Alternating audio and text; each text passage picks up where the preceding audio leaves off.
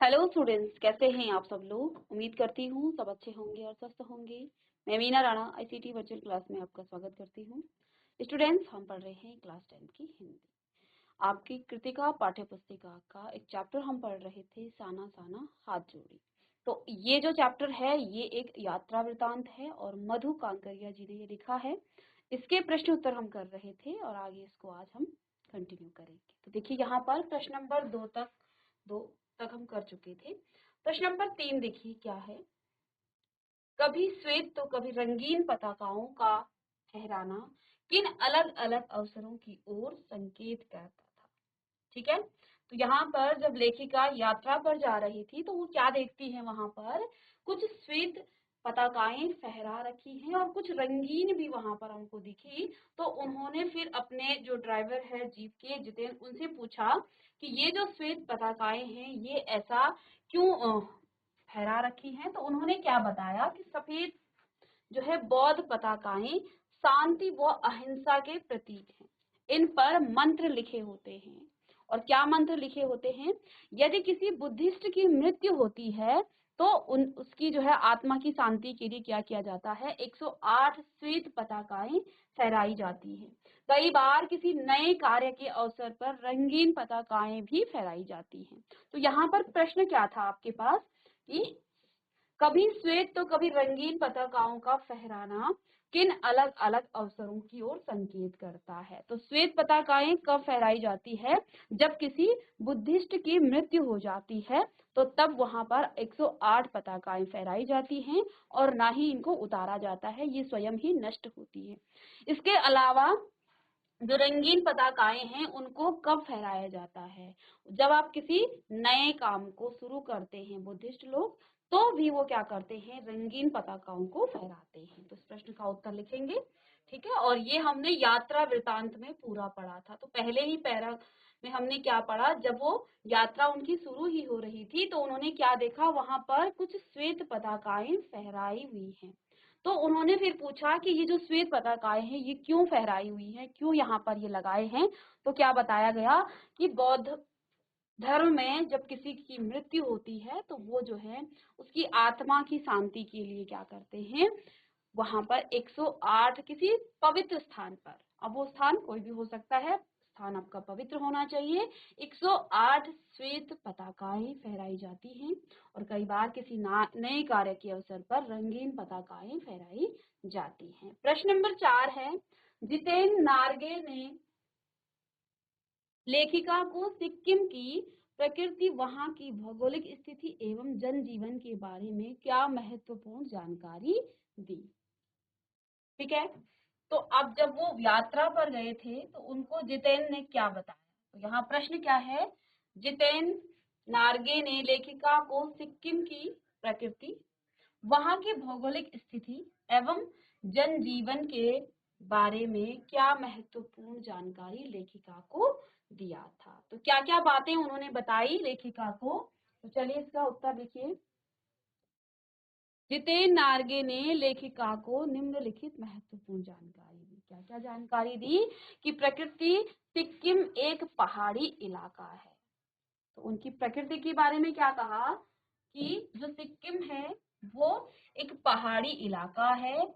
यहाँ जगह जगह पर पाइन और धूपी के खूबसूरत नुकीले पेड़ हैं। इसके पाइन और धूपी के क्या हैं, खूबसूरत नुकीले पेड़ हैं। रास्ते वीरान हैं, सकरे हैं, रस्ते हैं और जलेबी की तरह घुमावदार है। थोड़ी थोड़ी जो है दूरी पर झरने बह रहे हैं और घाटियों का सौंदर्य देखते ही बनता है। नार्गे ने बताया कि वहां की खूबसूरती स्विट्जरलैंड की खूबसूरती से की तुलना की जा सकती है। यानी कि जितना खूबसूरत स्विट्जरलैंड है उतना जो है सिक्किम भी खूबसूरत है, उतना ही सुंदर वहां के प्राकृतिक जो नजारा है वो स्विट्जरलैंड की तरह है। ठीक है, तो अब इस प्रश्न का उत्तर लिखेंगे।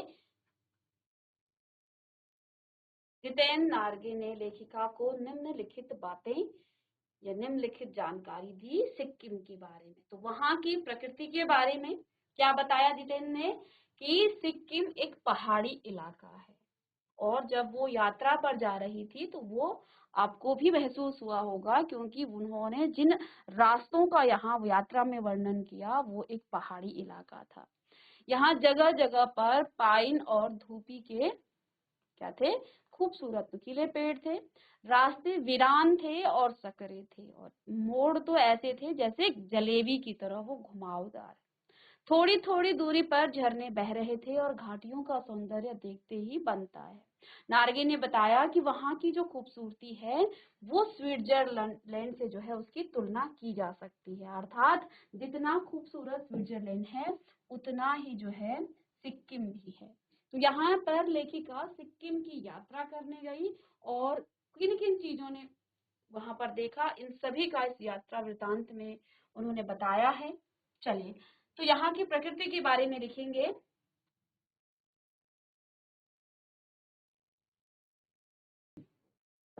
अब देखिए प्रश्न में क्या क्या चीजें पूछी थी। प्रश्न में आपको पहले तो सिक्किम की प्रकृति के बारे में बताया, तो ये यहाँ पर हमने प्रकृति के बारे में जाना। वहां की भौगोलिक स्थिति एवं जनजीवन के बारे में यहाँ पर क्या क्या जितेंद्र नार्गे ने लेखिका को बताया है। तो अब देखिए दूसरा यहाँ पर भौगोलिक स्थिति। तो सिक्किम की जो भौगोलिक स्थिति है वो किस प्रकार की थी, ये देखिए लिखिएगा। गंगटोक से 149 किलोमीटर की दूरी। चलिए, तो यहाँ पर गंगटोक से 149 किलोमीटर की दूरी पर यूमथांग है। यहाँ फूलों से लदी वादियां हैं और रास्ते में कवि लॉन्ग स्टॉक, जहाँ गाइड फिल्म की शूटिंग हुई थी। तो हमने जब यात्रा वृतांत पढ़ा था तो आपको बताया था कि आपको जगहों के बारे में अंडरलाइन करना है, क्योंकि उससे बेस आपको यहाँ पर प्रश्न पूछे जाते हैं।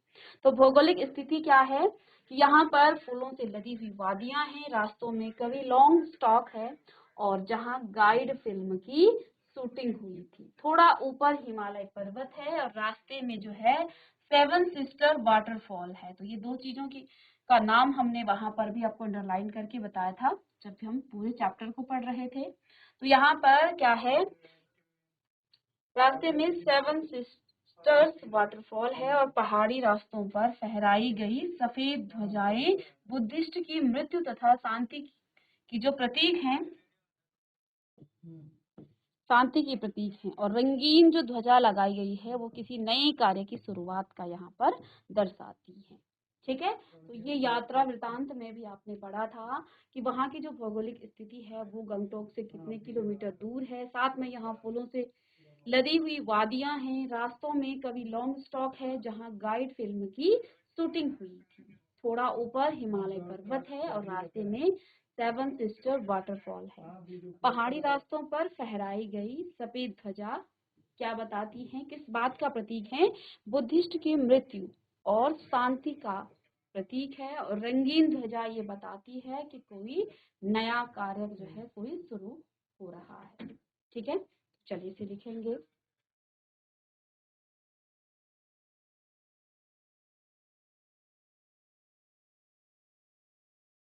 चलिए, अब यहाँ पर देखिए, यहाँ पर लॉन्ग स्टॉक में घूमते हुए चक्र को देखकर लेखिका को पूरे भारत की आत्मा एक सी क्यों दिखाई दी। ठीक है, तो लॉन्ग स्टॉक में लेखिका को क्या बताया गया कि यहाँ पर एक चक्र है जिसको घुमाया जाता है।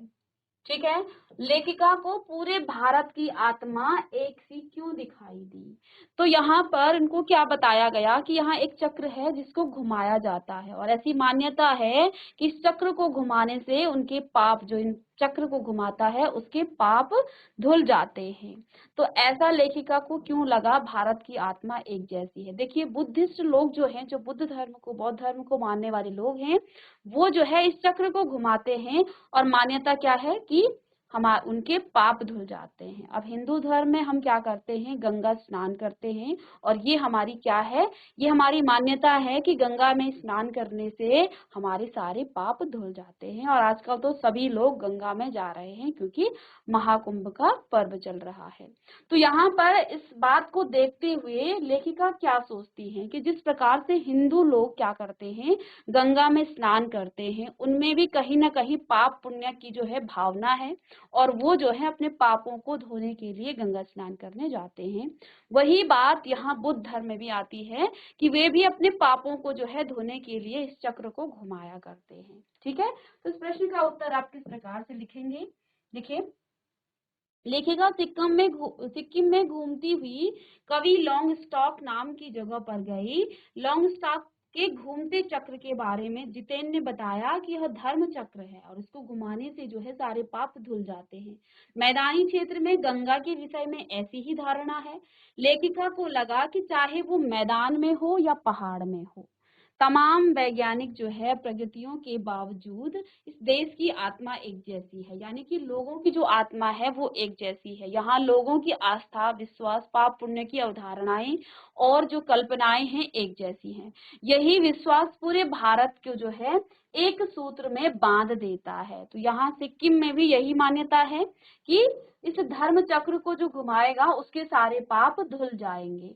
और मैदानी क्षेत्रों में आपको पता है कि गंगा में स्नान करने लोग, अब देखिए आजकल गंगा में स्नान करने के लिए लाखों लोग जो है कि भीड़ वहां पर लगी रहती है। तो ये भी एक आस्था है और एक विश्वास है, और इसको हम क्या क्या कह सकते हैं, हमारी कल्पना है, हमारी आस्था है, ठीक है, हमारा विश्वास है। तो यहाँ इस बात को देखकर लेखिका ने क्या सोचा कि पहाड़ हो या मैदान हो, भारत की जो आत्मा है वो एक जैसी है। हमारे सोचने का, हमारी आस्थाओं का, देखिए बहुत सारी हमारी जो मानव प्रजाति है, हम जो है बहुत विकसित हो चुके हैं, वैज्ञानिक तौर से हम बहुत आगे बढ़ चुके हैं, लेकिन फिर भी हम इन चीजों पर विश्वास रखते हैं, विश्वास करते हैं। हमारी जो आत्मा है अभी भी जो है एक है। तो इसलिए लेखिका ने क्या कहा कि पूरे भारत की जो आत्मा है वो एक सी है, एक सी दिखाई देती है, क्योंकि यहाँ पाप पुण्य की जो अवधारणाएं हैं और कल्पनाएं हैं वो एक जैसी है। यही विश्वास पूरे भारत को एक सूत्र में बांध देता है। चलिए लिखेंगे इस उत्तर।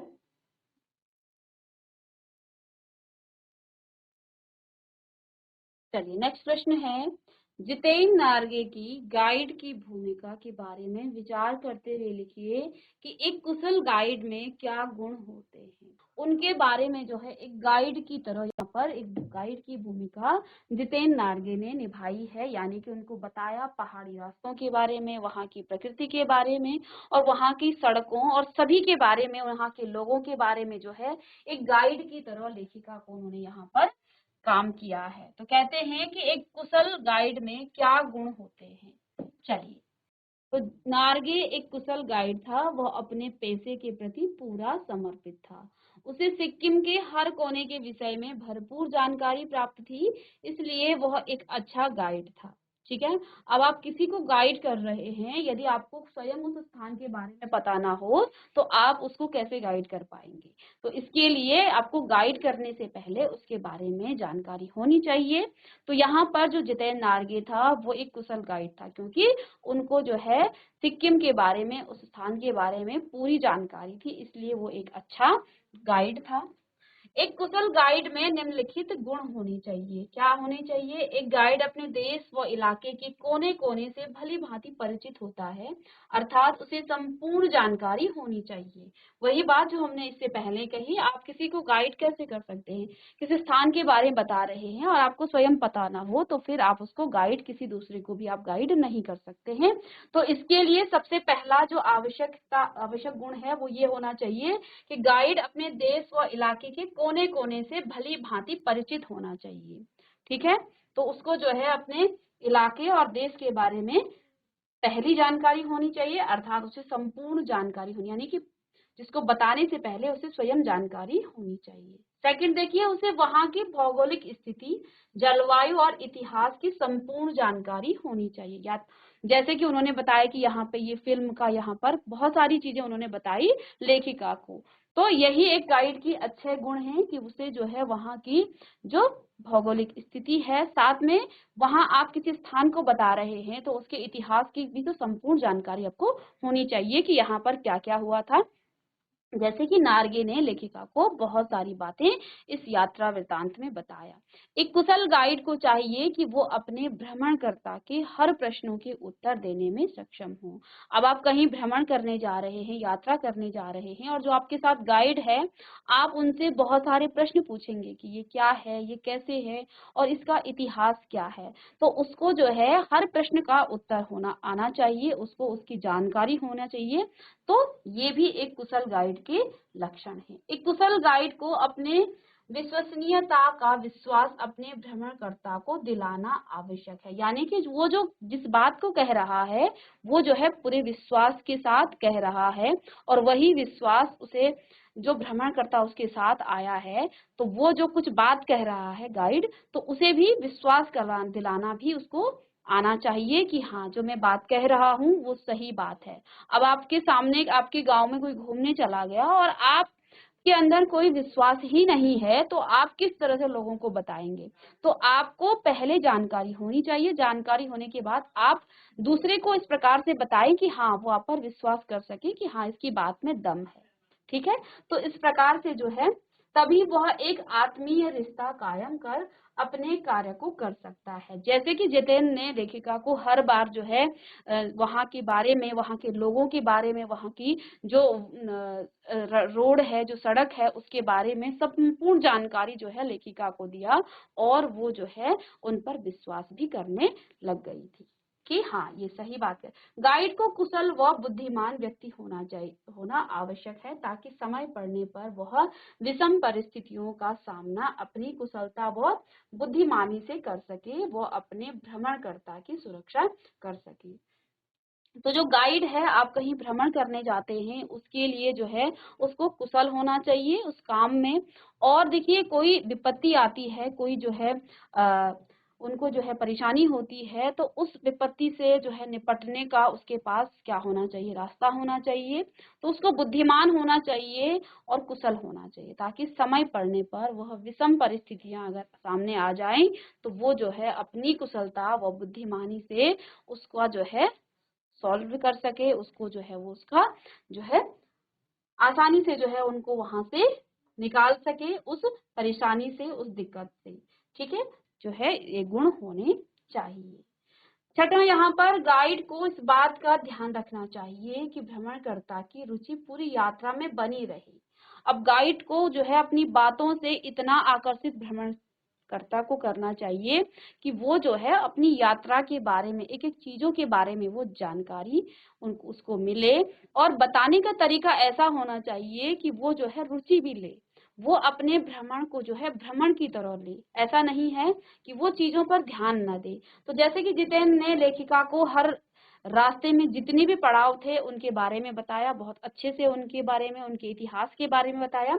तो ये भी जो है एक गाइड की क्या होनी चाहिए, एक गुण होना चाहिए। सातवां, एक कुशल गाइड की वाणी को प्रभावशाली होना चाहिए। कोई टीचर आपको बहुत जो है अच्छा पढ़ा रहा है, बहुत अच्छी बातें बता रहा है, लेकिन उसके बात में दम नहीं है, कोई आकर्षण नहीं है, बच्चे रुचि नहीं ले रहे हैं, तो उन इम्पोर्टेंट बातों का, उन महत्वपूर्ण जो बातें हैं उनका फिर कोई महत्व नहीं रह जाता है, क्योंकि बच्चे तो सुन ही नहीं रहे हैं।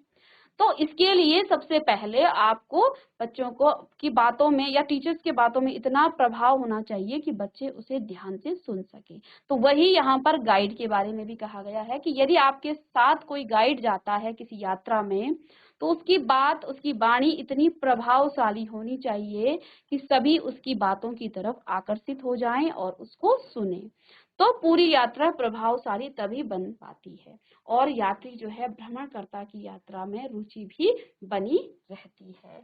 तो ये सारी जो है गुण, ये सारे गुण किसमें होने चाहिए, एक कुशल गाइड की के अंदर होनी चाहिए, जिससे यदि आपके साथ एक ऐसा गाइड है और आप उनके साथ जो है कहीं यात्रा करने जाते हैं, तो आपकी जो यात्रा है वो बहुत ही जो है अच्छी लगेगी। आप जो है यात्रा अच्छे से करेंगे, और उस यात्रा का जो है एक सार्थक और एक सफल आप उसको यात्रा समझेंगे, क्योंकि वहाँ की हर चीज के बारे में, वहाँ की हर जो इतिहास है उसके बारे में आप जान पाएंगे, और साथ में आप के जो प्रश्न हैं उनके उत्तर भी आपको जो है मिल जाएंगे उस स्थान के बारे में। तो लिखेंगे इसको, चलिए, तो पहला पॉइंट है कि एक गाइड अपने देश व इलाके के कोने कोने को भली भांति परिचित होना चाहिए, अर्थात उसे संपूर्ण जानकारी होनी चाहिए। उसे वहां की भौगोलिक स्थिति, जहां यात्रा किया जा रहा है, यात्रा जहां हो रही है, जलवायु और इतिहास की संपूर्ण जानकारी होनी चाहिए। साथ में वह एक कुशल गाइड को चाहिए कि वह अपने भ्रमणकर्ता के हर प्रश्नों के उत्तर दे। एक कुशल गाइड को अपनी विश्वसनीयता का विश्वास अपने भ्रमणकर्ता को दिलाना आवश्यक है, कि यानी कि जो वो बात कह रहा है वो बिल्कुल 100% वो सही है, तभी वह एक आत्मीय रिश्ता कायम कर अपने कार्य को कर सकता है। गाइड को कुशल व बुद्धिमान होना चाहिए ताकि समय पड़ने पर विषम परिस्थितियों का सामना अपनी कुशलता और बुद्धिमानी से वो कर सके और अपने भ्रमणकर्ता की वो रक्षा कर सके, उसका वो पूरी तरह से ध्यान रख सके, उसकी सुरक्षा कर सके। गाइड को इस बात का भी ध्यान रखना चाहिए कि भ्रमणकर्ता की रुचि पूरी यात्रा में बनी रही। ऐसा ना हो कि भ्रमणकर्ता यात्रा करने जा रहा है और सोच कुछ और रहा है। उसका पूरा 100% जो है वो ध्यान किस पर हो, यात्रा पर ही हो। हर स्थान को, हर जगह को वो जो है बहुत अच्छे से समझे, उसको जो है वो जाने, उसके इतिहास के बारे में जाने। तो ये जो है गाइड की ही ड्यूटी बनती है। और एक कुशल गाइड की वाणी ऐसी प्रभावशाली होनी चाहिए कि पूरी यात्रा जो है प्रभावशाली बनी रहे और भ्रमणकर्ता की यात्रा में रुचि भी बनी रहे। चलिए, प्रश्न नंबर 7 है, इस यात्रा वृतांत में लेखिका ने हिमालय के जिन रूपों का चित्र खींचा है उन्हें अपने शब्दों में आपको लिखना है। ठीक है, चलिए, प्रश्न नंबर 7, इस यात्रा वृतांत में लेखिका ने हिमालय के जिन जिन रूपों का चित्र खींचा है उन्हें अपने शब्दों में लिखिए। चलिए, तो देखिए, इस यात्रा वृतांत में लेखिका ने हिमालय के पल पल परिवर्तित होते रूप को देखा है। ज्यों ज्यों ऊंचाई पर वो चढ़ते जा गए, हिमालय विशाल से विशालतम होता गया। तो ये सारी बात लेखिका ने इस यात्रा वृतांत में बताया कि जितनी वो ऊंचाई पर चल रहे थे, जा रहे थे। देखिए, जब आप दूर से कोई चीजें देखते हैं तो वो चीज छोटी दिखती है, लेकिन जैसे ही आप उसके करीब जाओगे, जितनी ज्यादा उसके आप करीब जाओगे, उतना वो आपको विशाल लगेगा। तो लेखिका ने क्या कहा, जैसे ही वो ऊंचाई पर चढ़ रही थी, उनकी जीप जो है ऊंचाइयों से होते हुए गुजर रही थी, तो वो जो हिमालय है वो पहले विशाल दिखा, और जितनी जितनी वो नजदीक जा रही थी, उनको विशाल से वो विशालतम होता हुआ दिख रहा था। आगे उन्होंने बताया कि हिमालय कहीं जो है चटक हरे रंग का मोटा कालीन ओढ़े हुआ था, तो कहीं हल्का पीलापन लिए हुए प्रतीत होता था। चारों तरफ हिमालय की जो है गहनतम वादियां और फूलों से लदी घाटियां थी। कहीं उनको क्या दिखा, प्लास्टर उखड़ी दीवार की तरह पथरीला, और देखते ही देखते सब कुछ समाप्त हो गया, मानो किसी ने जादू की छड़ी घुमा दी होगी। क्यों ऐसा प्रतीत हुआ? क्योंकि वहां पर आगे बादलों और धुंध ने सब कुछ जो है अंधेरा कर दिया, सब कुछ वहां पर छुपा दिया। तो वो जैसे जैसे ऊपर चढ़ी, तो ऊपर पहाड़ी पर जो है वो उनकी जीप गई, तो उनको पहले जो चीजें दिखी, धीरे धीरे जो है वो सब धूमिल हो गया, और सब ऐसा मानो कोई जो है जादू हो गया होगा। कहीं प्लास्टर उखड़ी दीवार, और देखते ही देखते क्या हो गया था, सब कुछ समाप्त। समाप्त होने का मतलब, जब धुंध लगी तो सब चीज उनको धुंधला, और लास्ट में उनको बिल्कुल ही कुछ भी नहीं दिख रहा था, और यहाँ तक कि उनका जो ड्राइवर था वो गाड़ी भी अंदाजे से चला रहा था। ठीक है, उन्होंने वहां पर एक बात बताई कि अगर एक चूक होती तो सब खल्लास। ठीक है, तो मानो किसी ने जादू की छड़ी घुमा दी हो। कभी बादलों की मोटी चादर के रूप में सब कुछ बादलमय दिखाई देता है, तो कभी कुछ और। कटाव से आगे बढ़ने पर पूरी तरह बर्फ से ढके पहाड़ दिख रहे थे, और जब वो आगे गए कटाव, नीचे उनको जब गैंगटॉक में उनको बर्फ नहीं दिखी, तो वहां एक सिक्किमी नवयुवक ने उनको क्या बताया कि आप जब कटाव में जाओगे तो वहां पर आपको जो है 100% आपको वहां बर्फ दिखेगी। तो यही बात यहाँ पर बताया जा रहा है कि उनको बर्फ से ढके पहाड़ दिख रहे थे, और चारों तरफ दूध की धार की तरह जो है दिखने वाले जलप्रपात थे। तो वही नीचे चांदी की तरह कौंध मारती तिस्ता नदी, जिसने लेखिका के हृदय को जो है क्या कर दिया था, आनंद से भर दिया था, और स्वयं को इस पवित्र वातावरण में पाकर वो लेखिका जो है भाव विभोर हो गई थी, जिसने उनके जिसने उनके हृदय को जो है काव्यमय बना दिया था। किसके? लेखिका के हृदय को काव्यमय बना दिया था। तो चलिए इसको आप लिखिएगा। तो चलिए, इस यात्रा वृतांत में लेखिका ने हिमालय के पल पल परिवर्तित होते रूप को देखा। जो जो ऊंचाई पर चढ़ते जाए, हिमालय विशाल से विशालतम होता चला जाता है, और हिमालय कहीं चटक हरे रंग का। और ये सभी प्रश्नों के उत्तर आप इस यात्रा वृतांत से लिख सकते हैं। इसको आप समझिएगा और जगहों के नाम को आपको याद रखना है, और बाकी आप अपने शब्दों में लिख सकते हैं। तो कहीं हल्का पीलापन लिए हुए प्रतीत होता है। चारों तरफ हिमालय की गहनतम वादियां और फूलों से लदी घाटियां थी। कहीं प्लास्टर उखड़ी दीवार की तरह पथरीला, और देखते ही देखते सब कुछ समाप्त हो जाता है, मानो किसी ने जादू की छड़ी घुमा दी हो। कभी बादलों की मोटी चादर के रूप में सब कुछ बादलमय दिखाई देता है, तो कभी कुछ कटाव से आगे बढ़ने पर पूरी तरह बर्फ से ढके पहाड़ दिख रहे थे, और चारों तरफ दूध की धार की तरह दिखने वाले जलप्रपात थे। तो वही नीचे चांदी की तरह कौंध मारती तीस्ता नदी, जिसने लेखिका के हृदय को जो है आनंद से भर दिया था, और स्वयं को इस पवित्र वातावरण में पाकर भाव विभोर हो गई, जिससे उसके हृदय को जो है काव्यमय बना दिया था। ठीक है। प्रश्न नंबर 8 है, प्रकृति के उस अनंत और विराट स्वरूप को देखकर लेखिका को कैसी अनुभूति हुई? जब लेखिका उन ऊंचाइयों पर जा रही थी, उस अनंत और विराट स्वरूप को देखकर लेखिका को किस अनुभूति का यहाँ पर एहसास हुआ? चलिए, प्रकृति के उस अनंत और विराट स्वरूप को देखकर लेखिका को लगा कि इस सारे परिदृश्य को वह अपने अंदर समेट ले। लेखिका चित्र लिखित सी माया और छाया के अनूठे खेल को भर भर आंखों से देखती जा रही थी। ठीक है। माया और छाया, माया उस प्राकृतिक सुंदरता को लेखिका ने बताया, और छाया यहाँ पर जो धुंध थी उसको बताया, और इस खेल को लेखिका देखते जा रही थी और अपने आंखों से देखती जा रही थी। उसे लगा कि प्रकृति उसे सयानी बनाने के लिए जीवन रहस्यों को करने पर तुली हुई है। इन अद्भुत और अनूठे नजारों ने लेखिका को पल भर में ही जीवन की शक्ति का अनुभव करा दिया। उसे ऐसा लगने लगा जैसे वह देश व काल की पारापार जो है से दूर बहती धारा बनकर बह रही हो, और उसकी मन के जो है सारे मैल और वासनाएं इस निर्मल धारा में बहकर नष्ट हो गई। ठीक है।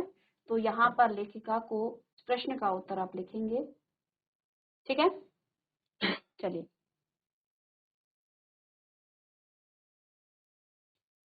देखिए प्रश्न, प्रकृति के उस अनंत और विराट स्वरूप को देखकर लेखिका को कैसी अनुभूति हुई, ये आपको यहाँ पर भी बता दिया है। और आप यात्रा वृतांत में जब वो तीस्ता नदी के किनारे बैठी हुई थी, एक पैरा में हमने वहां पर पढ़ा था, वहां से भी आप इस प्रश्न का उत्तर लिख सकते हैं। इसके बाद अगले प्रश्न हम नेक्स्ट जो क्लास होगी वहां पर हम डिस्कस करेंगे। मिलते हैं नेक्स्ट लेक्चर में, तब तक के लिए thank you and have a nice day.